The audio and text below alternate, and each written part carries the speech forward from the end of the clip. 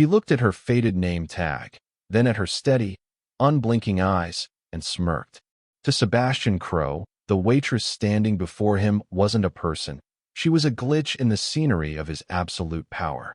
He thought that by ordering in Saw, a secret merchant dialect used by the world's most dangerous men, he could humiliate her in front of his fiancée and remind her of her place. He thought his secrets were buried in a language no illiterate server could ever hope to grasp. He was mistaken. He didn't know that the woman holding the notepad was the only person in Chicago who could translate his downfall. And the words she was about to whisper back would not only silence the restaurant, but dismantle his criminal empire. This is the story of how the predator became the prey. The air inside the Vanguard grill smelled of dry-aged Wagyu, rare orchids, and the cold, sharp scent of power. For Juliana Woods, however, it smelled of a ticking clock. Juliana adjusted the black bow tie at her throat, her fingers grazing the starched fabric of a uniform that felt more like a straitjacket every day. It was 9:12 p.m. The dinner rush was hitting its peak, a high-stakes ballet of polished silver and whispered conspiracies that cost more per minute than Juliana's mother's legal fees cost per year. Table 4 wants their vintage decanted now. Table 9 says the temperature is off by 2 degrees. Wake up, Woods. The voice belonged to Marcus Vane, the floor manager. Marcus was a man who treated a misplaced fork like a federal offense. He was currently hovering near the maitre d' stand, his eyes darting around the room like a hawk looking for a reason to fire someone. On it, Marcus, Juliana said, her voice a mask of professional neutrality. She lifted a heavy tray of crystal stemware, ignoring the fire spreading through her calves. She had been on her feet for 14 hours. Her shoes, cheap flats reinforced with hidden insoles, were losing the battle against the marble floors. To the elite monsters dining at the Vanguard, Juliana Woods was nothing more than invisible architecture. The heavy silver tray felt like a lead weight pressing into the nerves of Juliana's shoulder, a physical manifestation of the debt she carried. As she navigated the narrow straight between the mahogany tables of the Vanguard grill, her mind was performing the only arithmetic that mattered, the math of survival. A 20% tip on the $400 Wagyu steaks currently steaming near her ear would cover exactly 3 hours of her mother's lead attorney's time.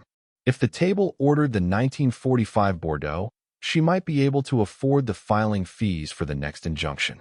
Every clink of a fork and every superficial laugh from the diners was a variable in her mental ledger. She moved with a controlled, rhythmic grace, a phantom in a starched white shirt, absorbing the dismissive glances of men who spent more on appetizers than her mother's business had made in its final, desperate month. The moisture from the kitchen floor had finally seeped through the split sole of her right shoe, a cold, rhythmic reminder of how thin the line was between the world of Baccarat crystal and the world of the working poor. Juliana didn't look up as she set the plates down. She had mastered the art of being visible but not seen. She was a doctoral candidate reduced to a shadow, a polyglot who had learned that in this room, her most valuable language was silence. She calculated the cost of the jewelry draped over the women at table 6, enough to pay off the bank, enough to buy back the seized warehouse, enough to let her breathe. But here, she was just the invisible architecture, a tool to be used and ignored. The silence she maintained wasn't a sign of submission, it was a tactical retreat. Every insult she swallowed, every hey, girl, or snapped finger she endured, was a deposit into the legal war chest she kept recorded in a small, battered notebook in her locker. She was cataloging the room, listening to the murmurs of insider trading and the hushed tones of infidelity, her linguistic training allowing her to pick up nuances in the diner's speech that they didn't even realize they were projecting. She was a master of rare dialects, currently forced to speak the language of yes, sir, and right away, ma'am. As she turned back toward the kitchen, her heels screaming in protest, Juliana tightened her grip on the tray. She was a ghost, yes, but ghosts had the unique advantage of hearing everything while the living thought they were alone. She just needed one more month of tips, one more month of being illiterate in their eyes, before she could finally afford to speak the one word that would bring their ivory towers crashing down. The truth. The shift in the room wasn't loud. It was a sudden, violent drop in atmospheric pressure. It started at the heavy oak doors and rippled through the Vanguard grill like a cold front, silencing the easy laughter of the city's lesser elite. When Sebastian Crow stepped into the light, even the chandeliers seemed to lose their warmth. He didn't just walk. He reclaimed the space, his dark, tailored three-piece suit absorbing the golden glow of the room. Beside him, Vivian Ashcroft moved with the practiced, porcelain grace of someone who had never known a day of hunger, her coral silk dress shimmering like a warning. Marcus Vane, the floor manager who usually stalked the restaurant like a petty tyrant, suddenly looked smaller. His spine curved into a frantic, submissive arch as he hurried toward the entrance, his hands fluttering nervously near his lapels. The man who had just screamed at Juliana for a 2-degree temperature variance was now trembling, his face pale under the soft lighting. "Mr. Crow," Marcus stammered, his voice thin and desperate. "Your table is ready. The corner booth, as requested. Private. Perfect." Sebastian didn't acknowledge the man's existence. He simply stood there, his eyes scanning the room with the predatory detachment of a wolf evaluating a flock. He looked bored by the deference, his prominent mustache twitching slightly as he checked his watch, a piece of platinum and diamond that cost more than the restaurant's entire wine cellar. Vivian, however, leaned into the tension, her eyes darting toward the staff with a sharp, mocking curiosity. She caught Juliana's gaze for a fleeting second, a collision of two different universes, and a small, cruel smile touched her lips. To Vivian, Juliana wasn't a person. She was a prop in the evening's upcoming entertainment. As they were led toward Table 12, the Predator's table, the air around them seemed to thicken with the scent of expensive tobacco and old, dangerous money. Sebastian settled into the leather booth with a relaxed, open posture that radiated absolute dominance. The menu held lightly in his hand like a weapon he hadn't decided to use yet. The surrounding diners, men who controlled hedge funds and women who ran charities, suddenly lowered their voices. No one wanted to be noticed by Sebastian Crow. To be in his line of sight was to be a target. Juliana felt the hair on her arms rise as she adjusted her notepad. She knew the profile of the man in the corner, the shell companies, the shattered lives, the invisible ways he moved wealth. She was the one assigned to his table. She was the one who would have to step into that circle of cold, calculated power. As she took her first step toward the booth, she realized that for the first time in her life, her invisible architecture wasn't a shield, it was a cage.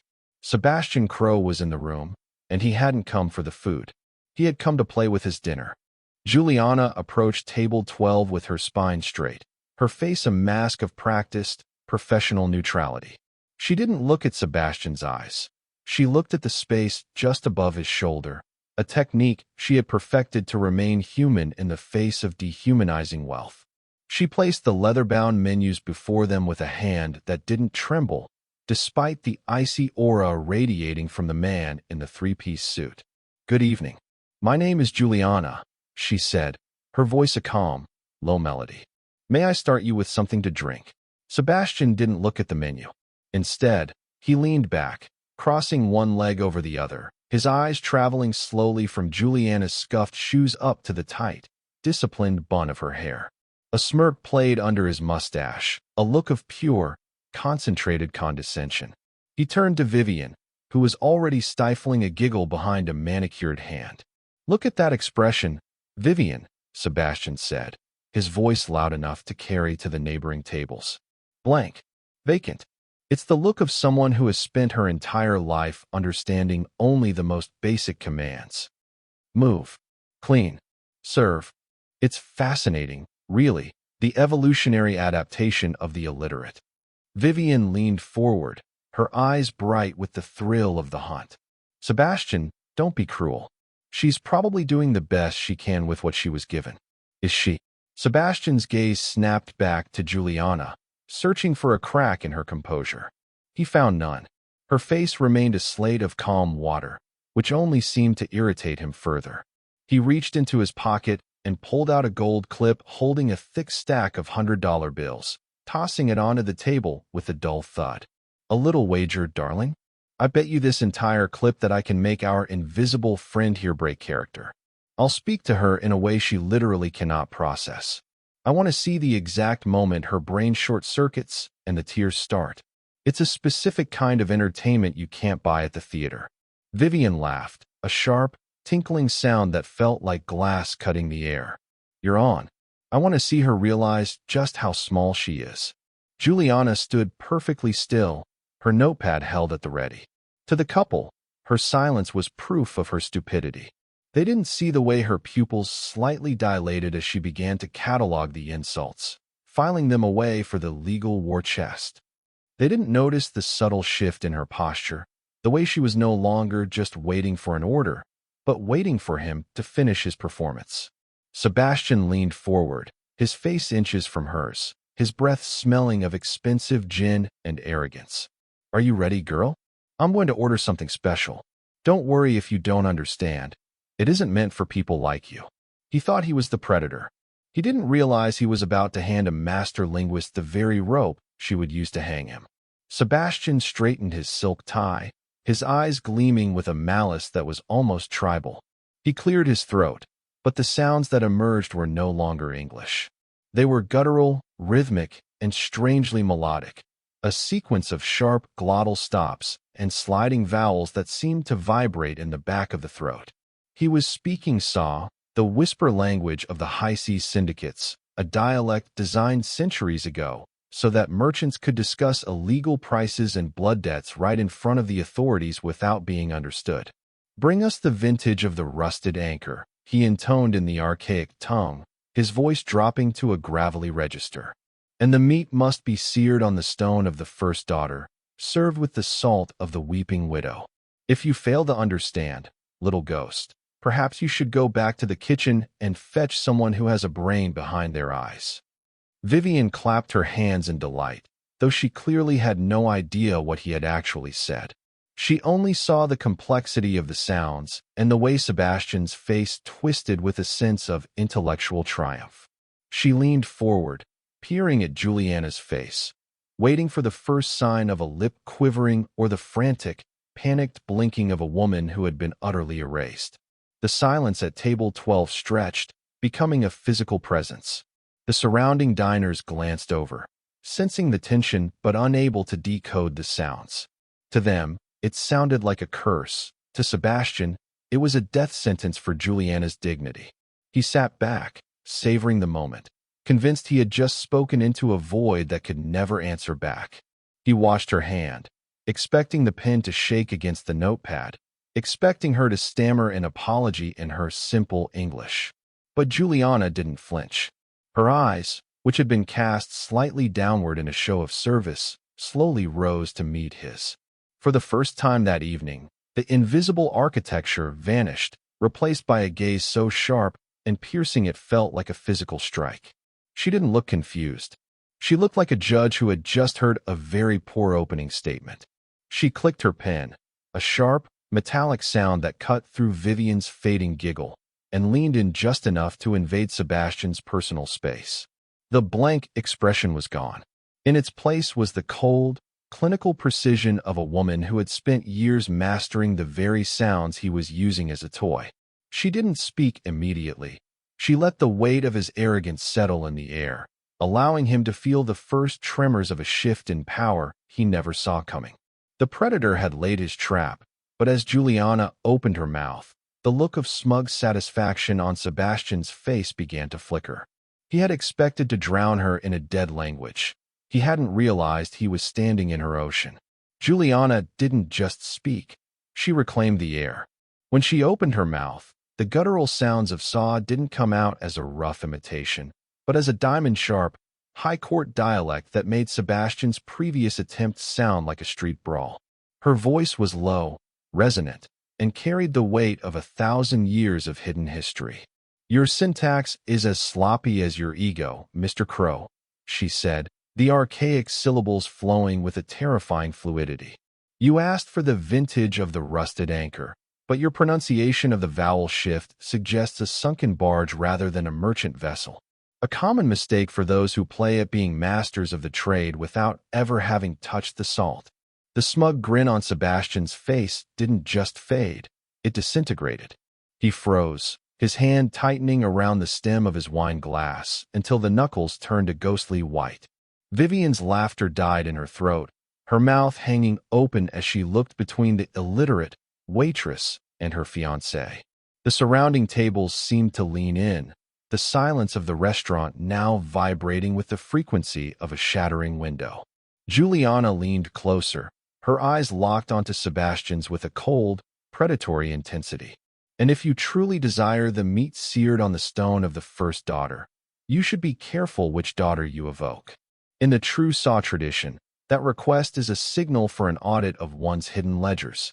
I would be cautious about inviting such scrutiny, especially when your shell companies in the Caymans are currently screaming in a language even a simple waitress can translate. The glass in Sebastian's hand didn't just tremble, it gave way. A hairline fracture appeared in the baccarat crystal, a sharp ping that echoed through the booth. A drop of red wine spilled onto his tailored sleeve, looking like a fresh wound.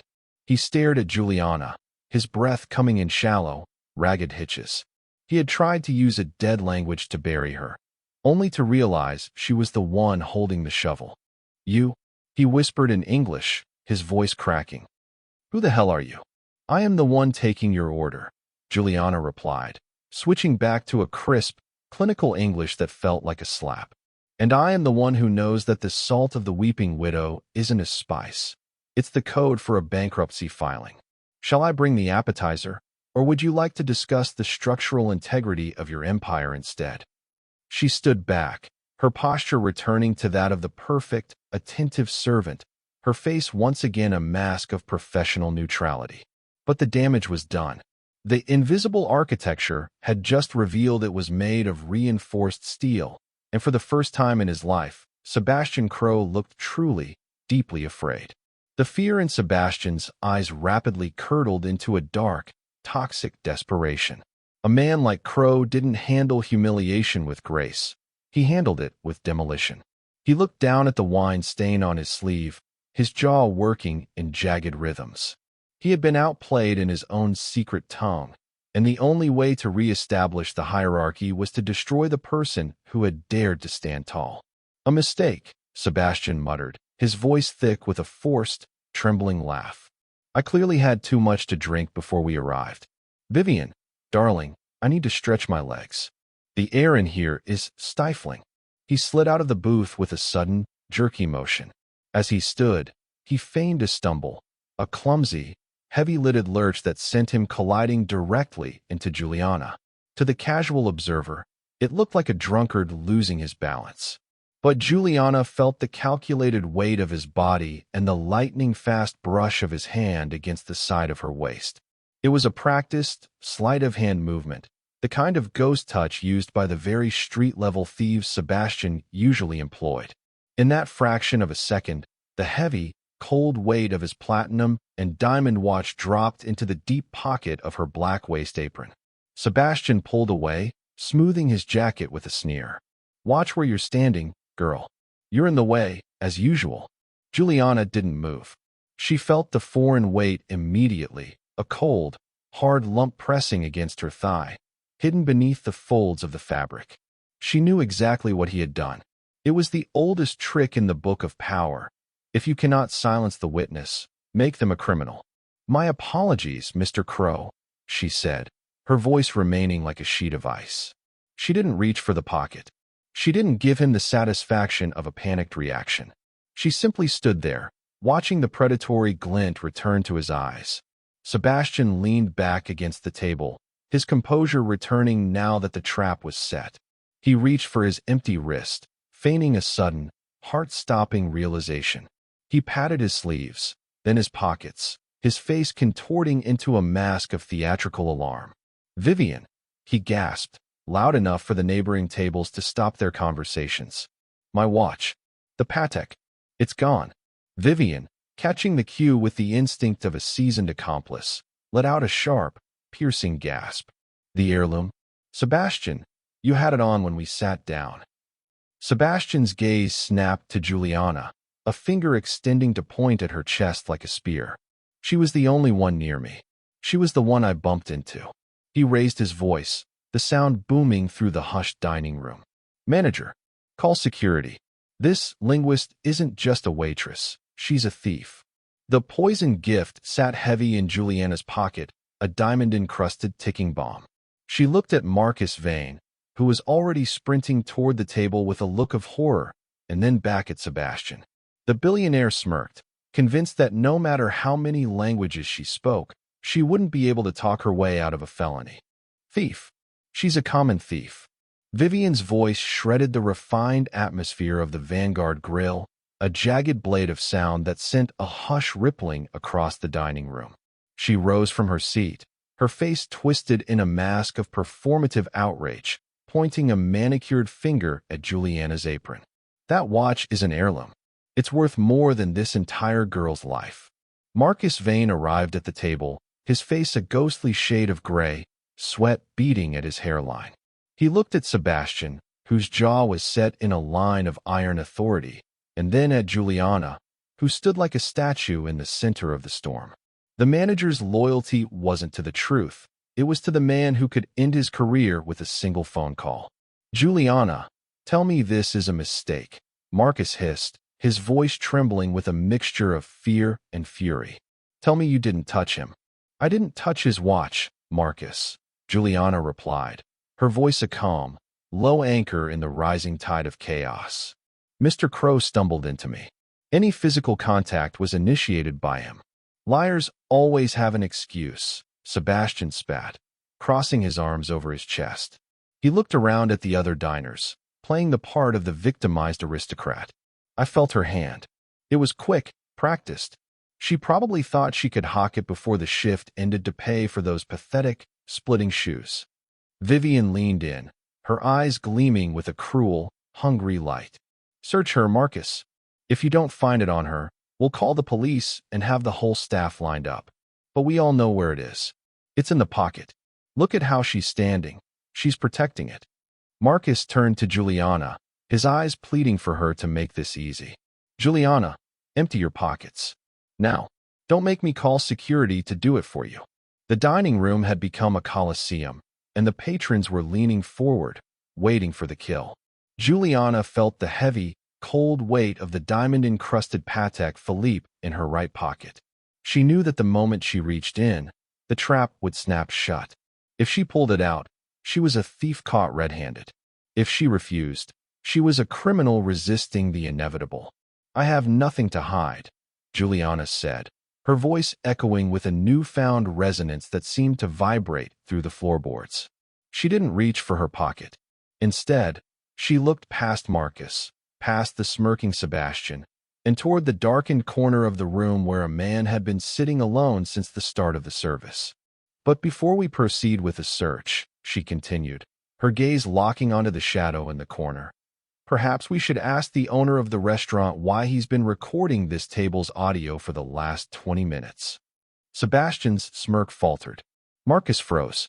From the shadows of table 4, a tall, silver-haired man rose, his silhouette cutting a sharp, intimidating figure against the golden light. He didn't move like a restaurateur. He moved like a hunter.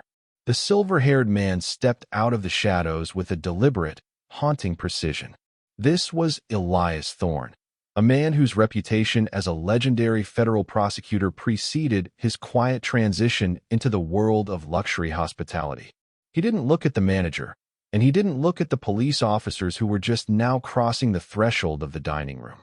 His eyes were fixed entirely on Sebastian Crow. The theater is over, Sebastian, Thorne said, his voice a gravelly baritone that commanded an instant, suffocating silence in the room. Marcus Vane backed away, his face turning a translucent shade of white. Mr. Thorne, I didn't know you were on the floor tonight. This girl has more integrity in her smallest finger than anyone at this table. Thorne interrupted, his gaze never wavering. He pulled a slim, black device from his breast pocket, a high-fidelity digital recorder, and set it on the white linen tablecloth. I don't just own this establishment, Marcus. I curate it. And I don't allow predators to hunt in my dining room. Sebastian's bravado was beginning to leak out of him like air from a punctured tire. He tried to summon his usual sneer, but his lips merely twitched. You can't record private conversations, Thorn. That's inadmissible. Besides, it doesn't change the fact that the bitch has my watch in her pocket. Actually, Thorn countered, a ghost of a smile touching his thin lips. In a place of public accommodation where illegal acts are being conspired, the law is quite flexible. Especially when the recording captures a billionaire crime boss betting his fiancée that he can break a waitress using a syndicate dialect he clearly hasn't mastered. Vivian let out a strangled sound, her hand flying to her throat. The police officers reached the table, their hands resting cautiously on their belts. They looked to Thorn, recognizing the man who had once been their boss's boss. "Officer," Thorn said, nodding toward the recorder. "Before you search Ms. Woods, you might want to hear the audio from 30 seconds ago. The part where the clumsy stumble is accompanied by the distinct metallic click of a watch clasp being forced open, and Mr. Crow's whispered instruction to himself to sink the hook." The air left the room. Sebastian looked at the exit, but the officers had already shifted their stance, flanking him. The trap hadn't just failed, it had inverted. Juliana stood perfectly still, her hand resting over the pocket that held the poisoned gift, her eyes meeting Thorn's with a silent, profound understanding. She wasn't just being saved, she was being recognized. "Ms. Woods," Thorn said softly, "if you wouldn't mind, let's show the officers exactly what Mr. Crow considers a gift." Juliana reached into her apron pocket with the steady hand of a surgeon. She didn't fumble, she didn't hesitate. She drew out the Patek Philippe, the diamonds catching the overhead light and casting jagged reflections across the faces of the stunned onlookers. She didn't hand it to the police immediately. Instead, she held it by the strap, letting it dangle like a piece of evidence at a crime scene. "Officer," Juliana began, her voice cutting through the heavy silence with clinical precision. "Mr. Crow didn't just plant this watch to frame me for theft. He planted it because he needed to dispose of it." Sebastian's face went from pale to a sickly, mottled gray. "You're delusional," he hissed, but the tremor in his hands betrayed him. Juliana turned the watch over, pointing to a microscopic engraving on the inner casing that most would have ignored. 3 weeks ago, the Crow Syndicate reported a high-value shipment stolen from a port in Marseilles. Included in that manifest was this specific timepiece, serial number 59G010. Sebastian filed an insurance claim for $5 million, swearing under oath that the item had been lost to unidentified pirates. She then shifted her gaze directly to Sebastian, her voice dropping into that haunting, guttural saw dialect once more. The words felt like heavy stones falling into a deep well. "The anchor wasn't lost, was it, Sebastian? You kept the prize and ate the silver of the widow. You didn't just break the code of the merchants. You broke the law of the land." She looked back at the officers, translating her own words into a sharp, legalistic English. In the dialect he used tonight, he inadvertently confirmed the watch's origin. Saw isn't just a language, it's a ledger. He used the term first daughter's stone, a specific code for laundered assets that have been reported as destroyed for tax purposes. By planting this on me, he hoped to prove the watch was back in circulation via a common thief, allowing him to keep the insurance payout while pinning the possession on a ghost. The lead officer took the watch, his expression hardening as he looked at the serial number and then at the recording device on the table. The math was simple, and the linguistic slip Juliana had provoked was the final variable needed to solve the equation. "Mr. Crow," the officer said, the click of handcuffs echoing like a gunshot through the Vanguard grill. "You're under arrest for insurance fraud, filing a false police report, and attempted framing. And I suspect the federal agents who have been tracking your first daughter imports will have a few more things to add." As the police moved in, Sebastian looked at Juliana, not as a waitress, and not as an illiterate girl, but as the person who had just systematically dismantled his life. She didn't gloat.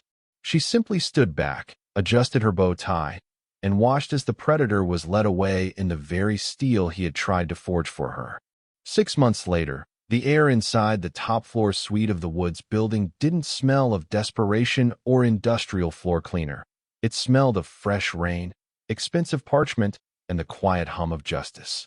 Juliana stood before the floor-to-ceiling window, looking out over a Chicago skyline that no longer felt like a cage. In her hand, she held a fountain pen, a gift from Elias Thorne, instead of a stained notepad. Behind her, the office was a hive of controlled, intellectual activity.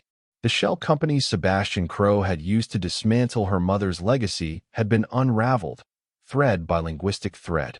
The legal war chest she had painstakingly funded with $400 stakes was now a flourishing endowment for the Woods Institute of International Asset Recovery. Sebastian was currently serving the first year of a 15-year sentence in a federal facility, his empire sold off to pay back the widows and merchants he had defrauded. Without his wealth to insulate her, Vivian Ashcroft had vanished from the social registers, her laughter silenced by the very public disgrace she once enjoyed inflicting on others. A soft knock at the door drew Juliana's attention. Her mother walked in, her face no longer lined with the gray exhaustion of a woman who had lost everything. She looked at the desk, the same desk that had been seized by men in dark suits a year ago, and then at her daughter. "The board is ready for you, Professor Woods," her mother said, her voice thick with a pride that was worth more than every tip in the world. "The federal task force needs the final translation of the Mediterranean ledgers." Juliana smiled, a genuine, warm expression that reached her eyes, a look she had been forced to hide for far too long. She was no longer a ghost in a bow tie or invisible architecture designed to be stepped on. She was the master of words, the one who listened when the world thought no one was paying attention. She picked up her folder and walked toward the conference room. As she passed the mirror in the hallway, she didn't see a waitress with splitting shoes and a tired spine. She saw a woman standing upright, possessing the controlled posture of someone who had survived the storm and learned how to command the wind.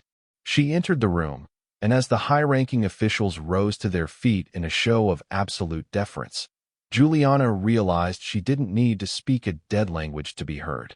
Her presence alone told the story. The illiterate girl was gone. In her place stood the most powerful voice in the room.